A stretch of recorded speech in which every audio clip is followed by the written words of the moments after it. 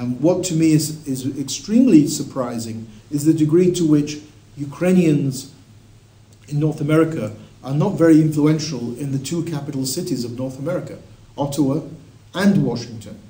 I mean, Washington should have been a target for North Americans because, of course, the US is so important to Ukraine and to the international arena, but it never has. This is a city with 5 private universities, tens of think tanks, IMF, World Bank, and yet there is no established Ukrainian studies in Washington. It tends to be just occasionally people coming through, like I was visiting professor at George Washington University.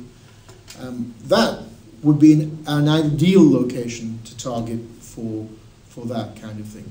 Same thing in Ottawa, but of course, Canada's not as influential as the US, but nevertheless, the same thing in Ottawa in terms of providing resources, say, to Carleton, where there is a pro-Russian lobby. There are academics who go to the Valdai Club to hear what Vladimir Putin has to say, and where they do teach on Eastern European and Ukrainian Russian issues. Again, that would be an important place to invest.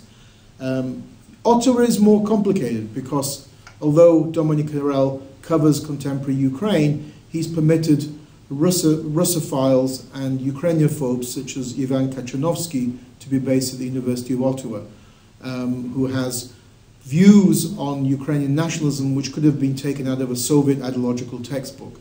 And therefore, until he deals with that problem, I'm not sure that we should be investing into the Chair of Ukraine Studies, University of Ottawa.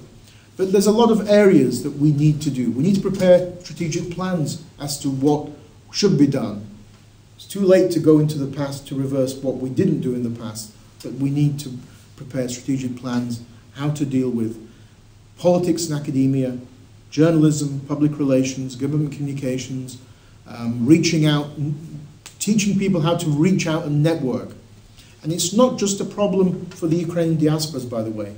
The Ukrainian embassies and consulates here are hopeless in reaching out and networking with experts, journalists, and academics. But it's a product of that ghettoization, that provincialism, that we don't feel comfortable.